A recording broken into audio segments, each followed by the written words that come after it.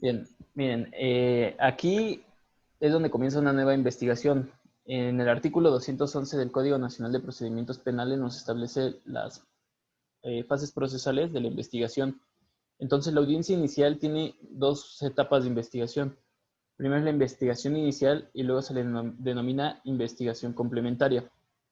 Entonces, miren, aquí en el artículo 211 dice, el procedimiento penal comprende las siguientes etapas. En la fracción primera viene la investigación que comprende de las siguientes fases. Lo que nosotros ahorita ya vimos es lo relativo al inciso A, que es la investigación inicial comienza con la presentación de la denuncia o querella y después concluye cuando el imputado queda a disposición del juez de control para que se le formule imputación, ¿no? Nosotros vimos todo eso, desde que se empieza la denuncia o querella hasta donde se formula la imputación, donde se le dice al indiciado por qué se le está investigando en su contra. Ahorita donde nos vamos a abocar ya en el cierre de nuestra primera etapa son tres actos procesales, que es la vinculación a proceso, medidas cautelares y cierre de plazo de investigación complementaria. Y en esto viene en el artículo 211 y estas son cómo van las fases procesales. Antes, vamos a la Constitución en el artículo 19, porque el artículo 19 constitucional nos va a dar los fundamentos de qué es lo que debe de llevar una vinculación a proceso. Esto viene específicamente en el primer párrafo. Dice que ninguna detención ante autoridad judicial podrá exceder el plazo de 72 horas a partir de que el indiciado sea puesto a su disposición. Bien, aquí no se vayan a confundir con el plazo de retención que tiene el agente del Ministerio Público. ¿Se acuerdan que vimos que el plazo ante el agente del Ministerio Público cuando tienen detenido a nuestro cliente o en calidad de agente del Ministerio Público, nosotros podemos detener a una persona 48 horas en la agencia del Ministerio Público? Esto es una autoridad, bueno, es relativo a la Fiscalía, a un órgano constitucional autónomo. Aquí el artículo 19 constitucional nos dice ante autoridad judicial. ¿Quién es esa autoridad judicial? El juez de control, y no puede exceder de 72 horas. Por una parte son 48 horas, pero eso es lo que está detenido en la agencia del Ministerio Público. Ante un juez de control puede estar hasta 72 horas y se debe de resolver su situación jurídica. Aquí viene un tema que es el plazo constitucional. Bueno, una vez de que ya pasan estas 72 horas, ¿qué es lo que debe de hacer? Ya que se es puesto a disposición, dice, sin que se justifique con auto de vinculación a proceso en el que se expresará. Esto es muy importante a partir de estos dos puntitos, porque esto es lo que debe llevar una vinculación a proceso. Primero, el delito que se le imputa, ¿no? La clasificación jurídica. En el caso que les manden, estamos viendo un delito de robo agravado, entonces ese sería el delito, ¿no? El lugar, las circunstancias de modo, tiempo y lugar, ¿no? En qué día, en qué fecha, en qué calles. Las circunstancias de ejecución. Ahí en su caso ya viene una calificación jurídica preliminar, que fue un autor material, a título doloso, cuáles fueron los medios comisivos. Entonces ahí viene toda la semántica procesal o de la del teoría del delito, así como los datos que establezcan que se ha cometido un hecho que la ley señale como delito y que exista la probabilidad de que el indiciado lo cometió o participó en su comisión. Bien, esta es la premisa constitucional. Ahora, ¿qué es lo que sigue? Una vez de que ya termina la audiencia de formulación de imputación, tenemos al juez de control, al defensor, acompañado del indiciado, en este caso ya es imputado, y al agente del Ministerio Público. ¿Qué es lo que se debe de hacer? Una vez de que se termine esta etapa, el juez le pregunta al imputado si desea que se resuelva su situación jurídica o bien se acoja al plazo constitucional. Los plazos constitucionales tenemos, bueno, aquí tenemos tres hipótesis. La primera va a ser la hipótesis A, que puede pedir el indiciado el plazo constitucional de las 72 horas, o bien puede pedir el plazo, la duplicidad del plazo. ¿Cuánto es esto? Son 144 horas. ¿Cuál es la lógica? ¿Cuál es la explicación de este plazo en el que se le pueden dar? Bien, de que el defensor, ya sea privado o público, reúna nuevos datos de prueba o aportación de información para la vinculación al proceso. Alguien tiene me parece su micrófono y se oye como eco. ¿O alguien quiere decir algo? Ok, bien, entonces estábamos con lo del plazo. Una vez de que ya piden estas 72 o 144 horas es para que su defensor reúna datos de prueba, como entrevistas, como que reúna videos, que reúna dictámenes o periciales. Entonces, esto va a ser aportación de información para actos previos a la vinculación a proceso. Después, ¿qué puede pasar? También puede renunciar al plazo y que se resuelva su situación jurídica. En sí, ¿qué es la vinculación a proceso, compañeros? La vinculación a proceso es, conceptualmente, es cuando se va a sujetar a proceso a una persona, donde se le van a llevar otras fases procesales como imposición de medidas cautelares, de que haya una etapa intermedia y juicio. Aquí se pueden dar dos opciones. Una, si se le de vincularse a proceso, se va a seguir toda la secuela procesal, o bien puede quedar en ese momento en libertad. Entonces, esta es una fase muy importante porque va a depender de que quede en libertad o se tenga que llevar todo el proceso y se pueda terminar ya sea por una situación anticipada, por mecanismos alternos de solución de controversias, o bien se tenga que dirimir hasta el juicio. Ahora bien, ¿en dónde va a venir todo lo que tenemos que hacer ya procesalmente? Bueno, en nuestro Código Nacional de Procedimientos Penales viene el fundamento de la vinculación a proceso, viene del artículo 313 al artículo 319. Y vamos a ir leyendo brevemente la ley, pero el artículo más importante, o sea, todos son importantes, pero donde nos van a dar todas las circunstancias procesales es en el artículo 316. Ahí vienen 4 fracciones. Entonces, vámonos a la ley y ahorita vamos a ver qué debe llevar nuestra vinculación a proceso. Empieza desde aquí, desde el 313. Esos son los fundamentos legales. Aquí viene la oportunidad para que se resuelva la vinculación a proceso. Aquí viene, prácticamente viene transcrito lo que viene en el artículo 19 constitucional, ¿no? Después de que el imputado haya emitido su declaración o manifestado su deseo de no hacerlo, el agente del Ministerio Público solicitará al juez de control la oportunidad para discutir medidas cautelares. En su caso y posteriormente solicitar vinculación a proceso antes de escuchar al agente del Ministerio Público, el juez de control se dirigirá al imputado y le explicará los momentos por los cuales se puede resolver la solicitud que desea plantear el Ministerio Público. Bien. En el caso en el que el imputado solicite el plazo constitucional o la duplicidad, por regla general, el agente del Ministerio Público debe imponer medidas cautelares. Si no solicita las 72 o los 144 horas, pues está renunciando a su plazo y entonces se hace la vinculación a proceso y después medidas cautelares. ¿Esto por qué? Porque puede que en esas 144 horas o en las 72 horas, si está en libertad, se pueda prestar para que se dé a la fuga, para que pueda obstaculizar el desarrollo de la investigación o pueda poner en peligro víctimas, testigos u ofendidos. Entonces, aquí se justifica una necesidad de cautela. En caso de que se resuelva de que no quiere sujetarse más bien que renuncie al plazo, no se ponen medidas cautelares en este momento, sino después. Entonces, bueno, aquí viene lo que ya les expliqué, pero vamos al 316, que es lo importante. Miren, aquí viene todo lo que debe de contener nuestra vinculación a proceso para el caso en el que estamos llevando. El agente del Ministerio Público tiene que reunir todas estas fracciones. En su solicitud, primero, debemos que verificar que ya se haya brindado la oportunidad para que el indiciado o imputado declare. 2, que se haya otorgado se haya formulado imputación, la oportunidad para que declare. Y la fracción tercera es muy importante, miren. Aquí dice que de los antecedentes de la investigación, ¿qué son los antecedentes? Es toda nuestra carpeta de investigación. Hagan de cuenta que la carpeta de investigación es todo el antecedente y los datos de prueba van a ser las entrevistas, los dictámenes y la entrevista, por ejemplo, en el caso que estamos llevando, un dato de prueba puede ser el parte policial pues vaya, ¿no? De la policía. Ese es un dato de prueba. Otro dato de prueba es la declaración de las víctimas. Otro dato de prueba es la entrevista del imputado. Entonces, todos esos son datos de prueba. ¿Ok? Entonces dice, de los antecedentes de investigación expuestos por el Ministerio Público se desprendan datos de prueba que establezcan que se ha cometido un hecho que la ley señala como delito. Primero tenemos que establecer que se ha cometido un hecho que la ley señala como delito y como segunda hipótesis de que exista la probabilidad o que obren datos razonables de que el indiciado o el imputado haya participado o haya cometido de manera razonablemente. Entonces, ¿qué es lo que tenemos que hacer aquí? Primero tenemos que acreditar por una parte el delito y por otra parte la participación.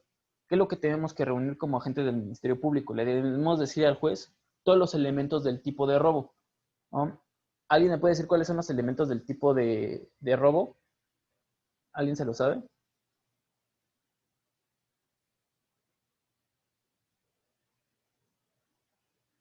¿Alguien que quiera participar? O, bueno, hasta ahorita hay dudas o algo al respecto. ¿Nada? Bueno, ¿cuáles son los elementos del robo? Bueno, el tipo penal de robo establece que a quien se apodere, primero, verbo rector, un apoderamiento de cosa ajena, mueble, que no tenga derecho. Ok, entonces tenemos que reunir todos esos elementos. Por ejemplo, yo me robo esta taza que no es mía, ¿no? Un apoderamiento de una cosa mueble. Entonces tenemos que decirle al juez de control, el día tal, igual, circunstancias de modo, tiempo y lugar, entraron al domicilio marcado con la número tal y se llevaron por la cosa mueble, que eran 2 carteras, si no mal recuerdo.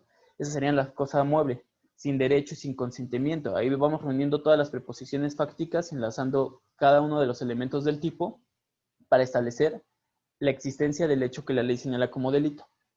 Una vez de que ya constituimos con todas las preposiciones fácticas, ya acreditamos la existencia del hecho que la ley señala como delito. Sin embargo, también aquí dice que es un agravante, que fue con violencia, porque es robo agravado. Entonces también tenemos que darle esas preposiciones fácticas de que fue violencia, o que cómo fue la violencia física o moral. Nosotros tenemos que decirle de los datos de prueba con las entrevistas, tenemos que extraer, hagan de cuenta que es un rompecabezas. Tenemos que agarrar los enunciados que vienen en las entrevistas y poner, esto se acredita con el dato de prueba consistente, por ejemplo, ¿no?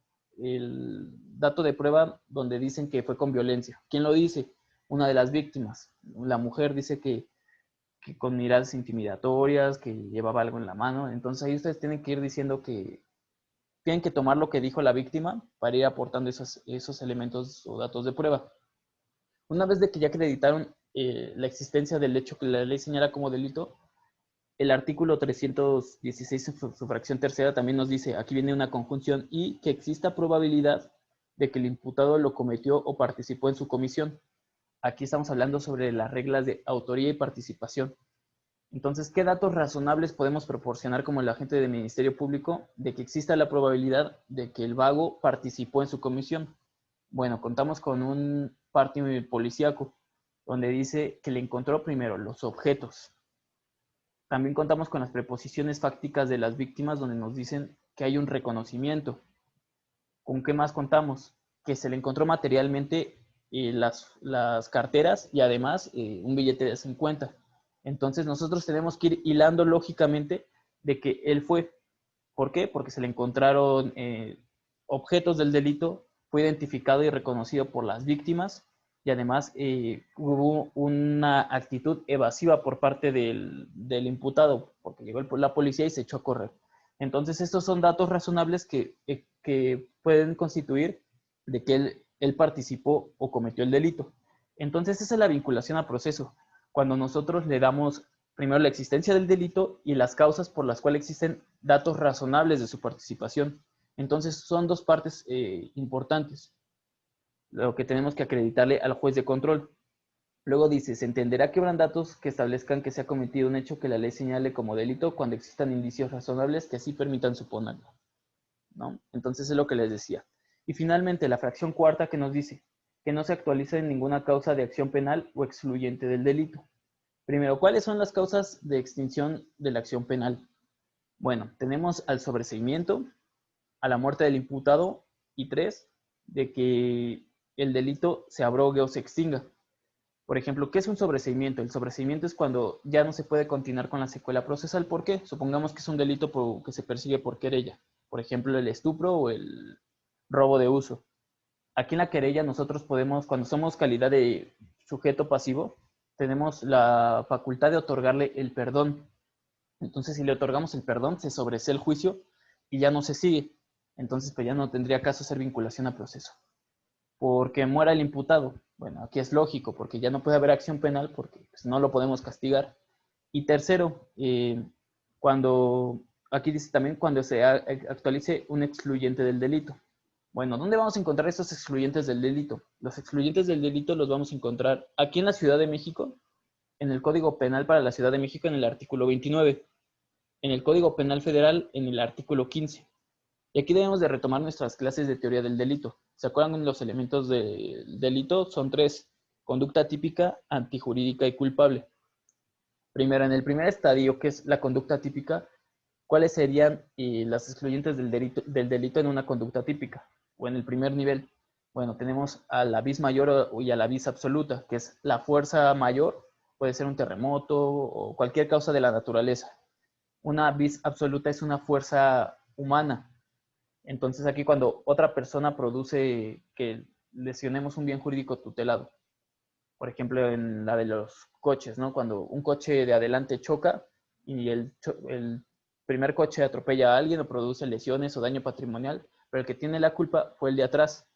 Entonces, aunque se hizo el daño material el primero, hay un excluyente de responsabilidad porque aquí fue por ley de la física, la inercia. Entonces, ¿qué otras figuras tenemos en el primer estadio? Tenemos causas de atipicidad, ausencia de elementos del tipo. Entonces, esos son los aspectos negativos dentro de la conducta típica. En la antijuricidad tenemos lo que se llaman causas de justificación.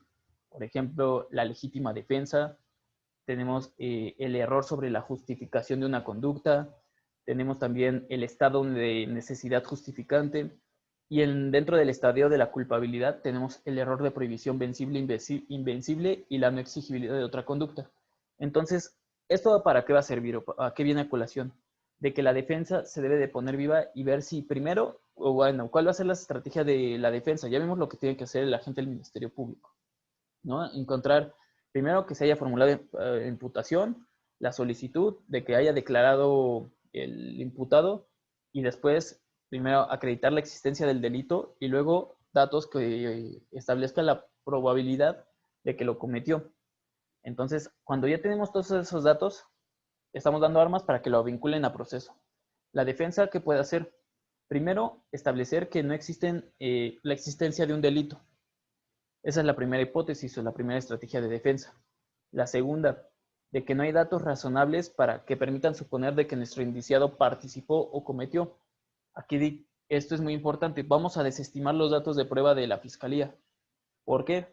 Aquí ya dijimos que la fiscalía contaba con los datos de prueba de las víctimas, ¿no? De que en su declaración lo reconocieron. Pero la defensa, ¿qué debe decir? A ver, señora, ¿cómo fueron las circunstancias en que lo reconocieron? Primero estaban en estados de ebriedad. ¿De dónde partimos esto? Nosotros también tenemos aportación de información. Tenemos una declaración de un mesero donde dice que se acabaron unas chelas y 2 botellas de vino. Entonces, su percepción sensorial no era lúcida. ¿Por qué? Porque había grados de etanol en su sangre. Entonces, no es del todo confiable su dicho. Segundo, dicen que le robaron 3,000 pesos. ¿Cuánto dinero le encontraron a nuestro acusado, a nuestro imputado? 50 pesos. Entonces, segunda hipótesis. Y tercera, el hecho de que se haya echado a correr no basta como dato de prueba suficiente que permita suponer que él fue. ¿Por qué? Porque los vagos, las personas que están en situación de calle, son sujetos que son vulnerables. Entonces, por lo regular, son perseguidos. Cuando la policía los ve, pues los detienen, les pegan. De hecho, pueden decir que no hace mucho el delito de vagancia y malvivencia era un tipo penal, era sancionado. Apenas hace 10 años se abrogó ese delito aquí en la Ciudad de México. Entonces, esos no son datos razonables que permitan suponer que, que participó o cometió en el hecho que la ley señala como delito. O bien podemos actualizar un excluyente del delito. En este caso, ustedes dentro de la conducta típica, ¿qué figura creen que se actualizaría? ¿Alguien tiene una noción de qué excluyente del delito se podría actualizar?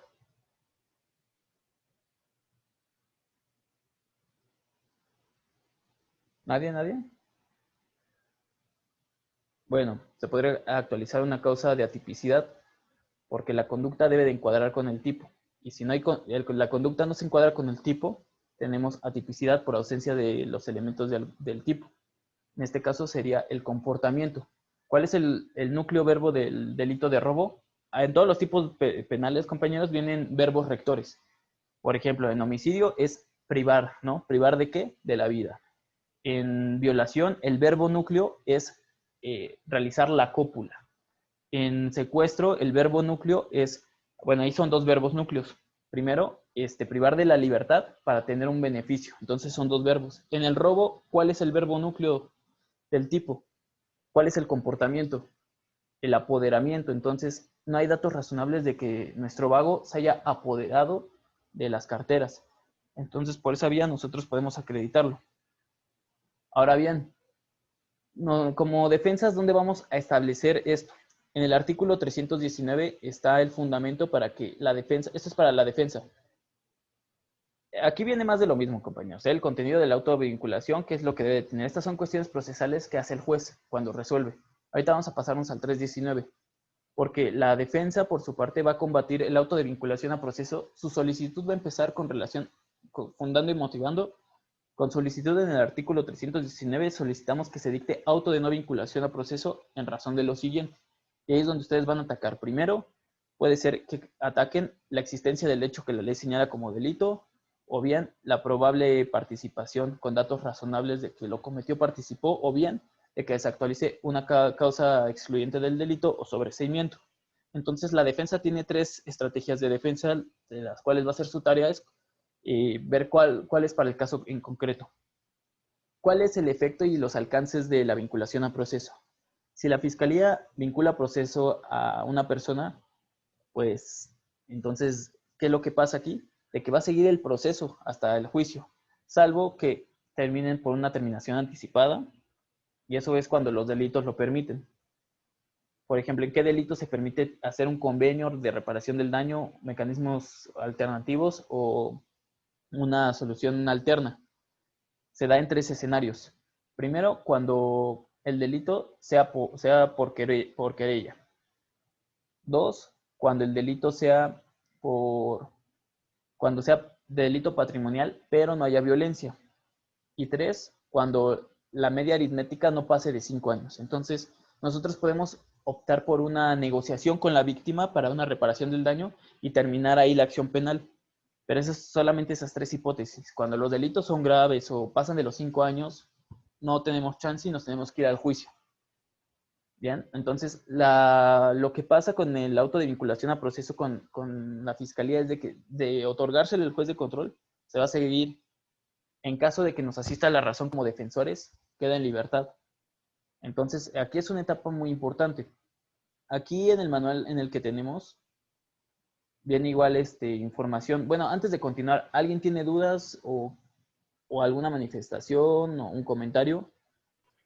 No. Nada, nada. ¿Todo claro?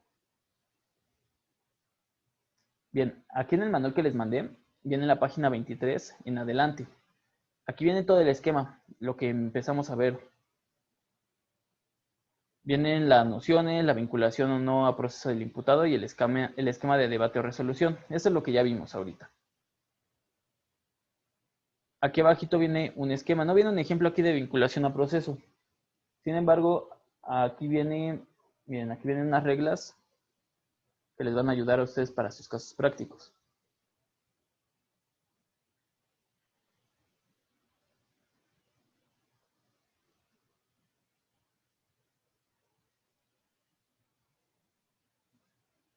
Ahí está miren.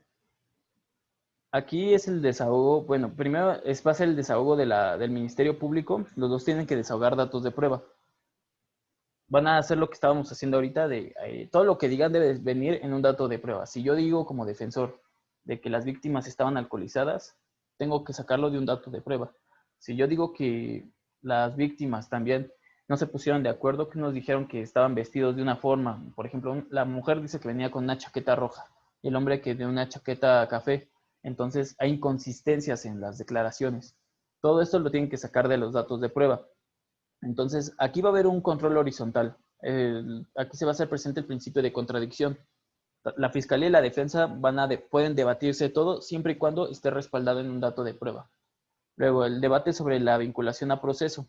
Aquí el juez va a tener un checklist donde va a ir recopilando, por ejemplo, de la fiscalía, tiene que acreditar primero la solicitud, de que se acrediten los elementos de la conducta típica del delito, ¿no? El hecho que la ley establece como delito. 3, datos razonables. Denle siempre datos razonables al juez de que lo cometió, participó. Una vez de que ya tiene esos datos reunidos y además 4, que no se actualiza causa de extinción de la acción penal o un excluyente del delito, ok, ya tenemos el arsenal probatorio de la fiscalía. Luego la defensa, pues igual, tenemos tres hipótesis de defensa, ¿no? Atacar la existencia del delito, la probable participación o que se actualiza una causa de excluyente del delito. Entonces, aquí el juez, ¿qué hace? ¿O qué es lo que yo les recomiendo? El juez siempre va a valorar con los siguientes criterios: la sana crítica, las máximas de la lógica y de la experiencia. Entonces tenemos que hacer una teoría del caso. ¿Cómo vamos a hacer nuestra teoría del caso? La teoría del caso va a ser la versión de los hechos que le vamos a dar al juez de control. Esa teoría del caso debe de ser lógica, debe de ser pertinente y no debe de ser contradictoria entre nosotros mismos. Por ejemplo, ustedes solamente van a subir algunos datos de prueba en su discurso que van a dar. No es necesario que arrojen toda la información, porque como se pueden dar cuenta en las entrevistas, hay inconsistencias de nuestros testigos. Entonces, es como un rompecabezas. Ustedes van a darle la forma de que le quieran dar, pero van a tener que construir esa forma con las preposiciones de sus testigos. Entonces, aquí no se trata de mentir ni alterar cosas, pero sí pueden escoger qué información van a dar y qué información no. Y esto es totalmente legal. Esto se llama teoría del caso. ¿Por qué? Porque ya le corresponde a la defensa debatir los datos que le estamos dando. Entonces, igual, en los datos de prueba de la defensa, pues hay información que no es pertinente o que no es lógica. Entonces, igual, la defensa tiene que escoger sus armas, tienen que recoger su arsenal con el que van a ir a pelear. Entonces, eh, ¿hasta aquí tienen alguna duda o algo al respecto? ¿Ya se sienten listos para hacer su vinculación a proceso? Por cierto, ¿cómo van con sus trabajos? Nadie me ha mandado su control de detención. Yo sí tengo una duda. ¿Cuál es, Dani? O sea, toda esta parte de la vinculación a proceso también se hace por escrito y después se hace de manera verbal o práctica. Miren, yo les recomiendo, en las audiencias todo es oral, o sea, todo ya lo traen en la cabeza. Van a llevar un esquema, pero sí, o sea, es por escrito. ¿Por qué es por escrito?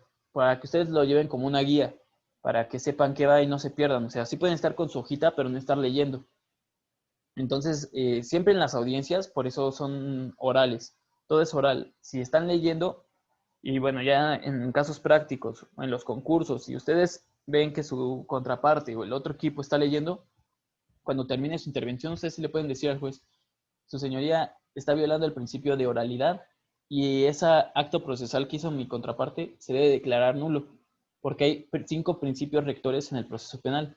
Primero, la oralidad, publicidad. Entonces, publicidad, contradicción, concentración y inmediación. Cuando uno de esos 5 principios se vulnera en una audiencia de juicio, se tiene que anular. ¿Por qué? Porque no se están ciñendo a lo que establece el artículo 20 constitucional. Entonces, siempre respecto a tu duda, Dani, todos los actos procesales que hagan en audiencia deben de ser orales, no leídos, por regla general. Sin embargo, sí pueden llegar con su hojita nada más como guía, más no estar leyendo lo que hicieron. Por eso tienen que sentar su teoría del caso y su forma de argumentación. Indris y yo les vamos a enseñar a argumentar y llevar un esquema. ¿Cuál va a ser este esquema? Siempre que hagan cualquier acto procesal, tienen que hacer lo siguiente. Primero, solicitud. Esa solicitud va fundada y motivada, ¿no? Entonces, en audiencia iniciales, su señoría, con fundamento en el artículo 307, porque ese es el fundamento de la audiencia inicial. Y, por ejemplo, ya empezamos a ver aquí que la vinculación a proceso es el 313 y el 316 para la fiscalía. Entonces, con fundamento en el artículo 313 y 316, solicito que se vincule a proceso A y le damos un nombre. Luego, ¿qué sigue? Solicitud. Se llama la parte fáctica o la parte de los hechos. Van a contarme todo, bueno, más bien al juez, todo el chisme, circunstancias de modo, tiempo y lugar, hechos. Esos hechos que van a decirle, ¿con qué lo van a corroborar? Con la fase probatoria y después su clasificación jurídica y reiteran después su solicitud. O sea, son 5 esquemas. Solicito, doy los hechos, circunstancias de modo, tiempo y lugar, el día tal, a la fecha tal, en tal lugar, la persona tal, tal hizo esto, o sea, le van a contar el chisme. Todo esto viene sustentado a través de los siguientes medios de prueba, o en este caso datos de prueba, fase probatoria. Así se arma una teoría del caso.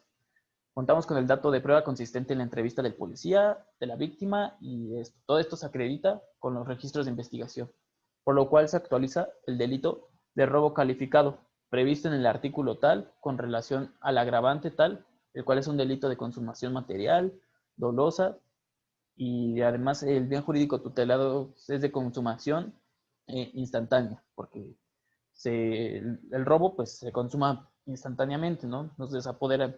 Esa es lo que le tenemos que decir. ¿Y con qué terminan? Con su reiteración de la solicitud. O sea, son 5 segmentos procesales, entonces no es tan difícil. Solamente ustedes deben de llevar siempre ese orden. Empiezan con una solicitud y van a terminar con la misma solicitud. Y dentro de estos 3 dedos, o bueno, en estas 3 etapas, es hechos, pruebas y clasificación jurídica. Entonces ustedes argumenten así. Igual, esta forma de argumentación les sirve en mercantil, civil, en laboral. Así siempre ustedes fundamenten, es la manera correcta. Y llevan un orden y una estructura. Y además se ve bien, o sea, no redundan tanto, no le dan tantas vueltas al asunto. Y bueno, compañeros, hasta aquí sería todo. Si no tienen dudas, está bien. Les voy a mandar el resumen, la fundamentación y un caso, bueno, un ejemplo como el que les mandé el de control de detención para que hagan su vinculación a proceso.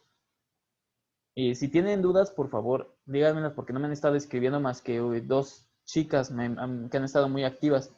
Ya vamos a empezar a hacer nuestras simulaciones porque ya sacaron fecha para el mes de noviembre, es el concurso. Entonces, tenemos tiempo y pues también a ver si nos vemos el domingo para ver cómo vamos a seguir trabajando porque entiendo de que ya van a empezar las clases y pues tenemos que reestructurar los horarios para que no choquen y empaten. ¿Alguien quiere decir algo?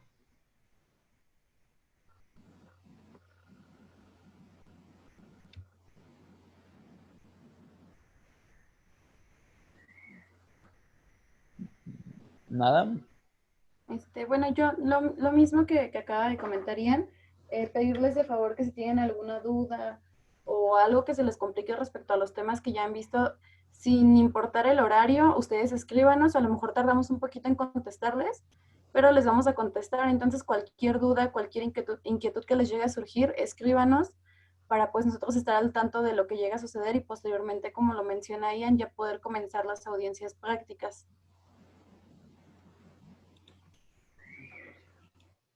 Bueno, pues ya sería todo. Les voy a enviar un ejemplo de vinculación a proceso. Igual, nada más, ok, hay unos chats. Nada más, quiero saber quiénes bueno, que se decidan. Ya algunos equipos ya dijeron quiénes van a ser defensas y quiénes van a ser fiscales. Pero hay otros equipos que no han manifestado ok, Ivonne tiene una duda. Sí, no me han dicho quiénes van a ser fiscales y quiénes defensas. Entonces ya es importante ir separando a los equipos y bueno, para saber cómo orientarlos. Ok, ¿cuál es tu comentario, Iván?